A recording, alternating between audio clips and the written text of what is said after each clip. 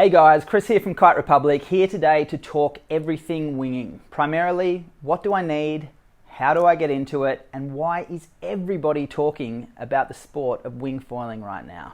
Everywhere you look, you will see wings out there on the water, and that number's growing. There's got to be a reason. Now, what do you need to get out there and wing foil? So I guess very quickly first, each part of it, you're definitely going to need the wing itself, you're going to need a board, you're going to need the foil, you're going to need a leash. We'll talk through them because there's quite a difference in usability there. And also some protective equipment is always a great idea. So first thing you're going to need is the wing. So on the wing side of things, there are a lot of them out there, and there are a lot of them built specifically for different things, but they all tend to cross over somewhat as well. So if you're specifically coming into it for, for surfing, and you're going to be depowered as much as you can and just using it to get you into position, then you're generally going to be looking for something super light and something that doesn't jump around and become really lively behind you, but just sits there and basically follows you wherever you want to go. Generally, that would be something that's got handles to get rid of a little bit of the weight versus the boom, which we'll talk about both in a second. A couple of standouts in that area for the surfing side of things. You've got the Duotone unit, which has been super popular, probably the most comfortable handles going around and super steady and a massive wind range, so very comfortable.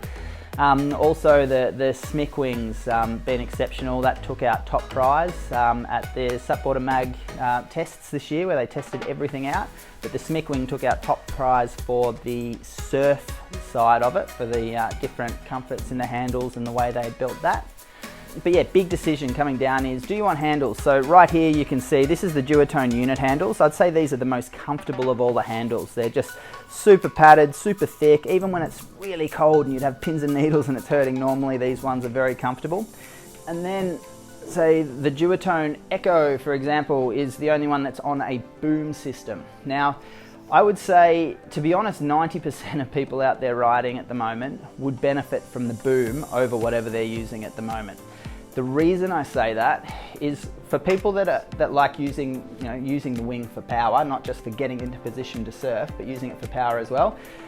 You can always trim with the boom. You're not sort of letting go of one handle, going into another and coming back, which can let the wing actually power up and shoot out of your hands sometimes. With that, but with this you can make small little trims. When you're doing your jibes, you're not actually having to let go of it. So with handles, sometimes you'll find you're coming in for a jibe, you make the turn, you come this way, and then you're sort of grabbing for the handle, which, it's something you'll get used to, and it is just that getting used to it phase. But with the boom, you're able to just easily move things around, ride at one hand, have the trimming, all of that. It's just a very user-friendly option, and it would probably be the thing that would make most people improve their riding sort of straight away for a while if they jumped onto it. In saying that, if you are purely using it for the surf side of things, then there are potentially better wings and lighter wings that will sit there and be more out of your way as well. So you've got to think about what it is that you want about it. Or is it free ride, is it surf, etc. Next, the board. This makes a massive difference, especially early on, and then as you progress, getting down to the right leaderage. So I guess for the board side of it, you've got a few different times that you'll have there. So you'll start off as a learner. So as a learner, you want bigger is better, basically. It just gets you up more often, you get a lot more practice, etc. But do I want to buy something that's going to be massive and then know that I'm going to sell that and get something smaller later? That's probably the early question that you've got. Or do you go to something that's sort of at that independent rider level, but on the bigger end of it that you can probably have for a bit longer? There's a couple of different modes of thought on that one. So for learners, generally the rule of thumb is going to be your body weight. So for me, that's about 85 kilos. And then you're going to add around 20 to 30 onto that and just turn it into litres. So for me, 85 kilos, that means board-wise for me to learn something between, 105, 115, something in there would be great. Bigger is of course going to be easier. But if I go smaller than that, I'm going to have a really rough time initially to get started. That'll obviously come back to what you've done before, wind sports, board sports and the rest, but somewhere around that, plus around 20 to 30, maybe a little bit more than that even smart. You've got to think about, do I want a board that's purely a wing board, or do I want a wing board that I can also use as a sup foil board as well? In which case you generally go a little bit bigger, because standing there without the power of the wing can cause you sinking a bit more. Generally a sup board will be a little bit longer, so that when you're paddling it's not just yawing straight away. It allows a little bit more glide, a bit easier to catch waves, etc. So board wise, plus 20, 30 on the leaderage side of things. As you improve, you'll move into that independent. So you go from learning into that independent phase. Now, that could mean a number of different things to different people. That independent stage, for somebody that's really wanting to step up, get into the surf, use the board to be able to pump, and wanting to go sort of into that smaller area, generally that independent stage before you get to advanced would mean you're on a board that's going to be very similar to your body weight, maybe plus a little bit in terms of leaderage. If you go too small, it's very hard to get started in light wind. So a lot of people can make the mistake of going from their learning board, or the board they started with, and then thinking, oh, I got to go a lot smaller, and going down to their body weight, and all of a sudden they just can't get started in light winds because they're sinking a bit too much. So think about that, have a chat with us when you're ready, and we can talk about what would suit and why in regards to the leaderage for you. As a general rule, around your body weight is going to give you a really good performance board, but lose some of the light wind ability. Then you might jump up into the, what I'd say, advanced rider. And for that, people are looking at a standard sort of prone board size. So you can even drop down, going into sink starts, where you've got the board on your feet and it's in under the water, and then you're using the wing to then bring you up at once, as opposed to on your knees. That's stepping up into a whole new realm, but it's very common for people to be around that sort of 40 litre mark for those. Seems to be quite a comfortable size to be able to sink, but then still have enough to get you up. It's not going to allow you to do it in that sort of 13, 14 knots that you can comfortably get up on your bigger board, where you will be looking up into that, getting up towards that 17 to 20 sort of knot zone, just to allow you to be able to get up. From there, we go onto the foil. Now again, the foil side of things, bigger is easier to start with, so you can get up at a slower speed, and you can learn the foil without something that's going to be super lively.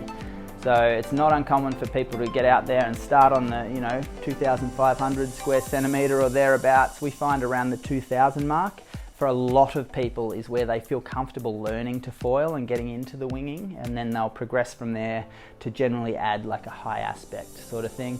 We get a lot of questions around what's the difference between high aspect and standard. So I'll just show you this one quickly. Generally the standard aspect, which is this one here, you can see it's got a longer chord, so it looks like it's a thicker wing than this one when they're next to each other. What that does, one, it creates more drag. So a lot of people, once they're really proficient, really wanting to step up the speed, and they're finding they're just getting too fast for the wing to keep it down, they'll tend to move across to the high aspects. But why the standard aspect is easier at the start is when you're learning, you're quite heavy on your movements. It's not an efficient movement for most people early on. So a standard aspect wing gives you more room for error to be able to be a bit heavier and stomp the board up or whatever it might be, and have something that's going to come up, and if it comes up too sharply, still give you a chance. Whereas with a high aspect wing, if you are too heavy with it, it'll basically cavitate. The water won't flow through it anymore, and it'll tend to just drop you. Now, you'll find with a standard wing, it will feel a little bit slower. All of your movements will be a little bit slower with it, but they're generally a very comfortable wing to use once you can learn how to just get on the front foot and keep them down. The high aspects, the big difference becomes where you start to get too much speed with these. Like for me, it came when I was starting to hold good speed on the wing, but then I was wanting to drop into waves as well and be playful with that. And I was finding the power of the wing plus the power of the foil itself, that once I got onto the waves, I was often just popping out the top and I just couldn't keep it down. Where the high aspect allowed me to just be cutting through the water and be able to glide a lot more, but to be able to hold more speed and still stay within the water. So that's what the high will do. It'll give you more glide. So You know, you might find you get to a point with your jibes where you're turning, you're getting halfway through a turn and you're just not gliding it out, you're not feeling comfortable and you're having to pump it a few times just to come out the other side. Where that glider shape of the high aspect would allow you to make the turn and then just glide out the other side. You know, you've changed your wing and you're ready to go. So there are different times where you'll definitely find a lot of benefit from the high aspect. Early on, the standard aspect is definitely an easier wing to learn to foil on. Now, when it comes to the leashes, it's worth a mention here because it makes quite a big difference. Basically, most people will start with their ankle leash or their knee leash, the same thing they had on their sup or they've seen before. The problem being, I can be riding on my natural stance and my back leg, say, is my right one that's got the leash on it. That's fine. As soon as I make a turn or I change my feet or I come the other way, I'm now on my goofy stance, all of a sudden my leash is on my front foot. The leash is going past my back foot and I'm stepping on it or it's just in the way, and that becomes really uncomfortable and it becomes quite difficult to, you know, when you crash in the water it can get tangled a lot easier because it's lower down. So what a lot of people on the wings are doing is moving to a waist belt. So one, you've got the leash up a little bit higher here, so it doesn't dangle down near the foils when you come off. And two, I can stand natural or I can stand goofy, and it really doesn't matter because the leash is going to be up and out of the way, so I'm not stepping on it. Everything becomes a lot more comfortable. Outside of that, we've got the protective equipment, so very wise. You know, you've got a foil under you as well, so when you crash, it's not just your board you're escaping from. You know, there is a foil that can come up either way, and it's got sort of another close to a metre probably on either side that it can be as well. So well worth having a helmet, well worth having an impact vest, and then if you're in an area that, you know, might be on the warmish side that you could, or you don't really need a wetsuit but you could do, it's worth wearing it just in case, you know, especially when you're learning and you got the foil shooting around a little bit. You know, it's good to have just that extra little bit of a barrier there, so it always makes sense. Become a part of it, you will not regret it. It is an awesome sport and we look forward to joining you with it in the future. Cheers guys.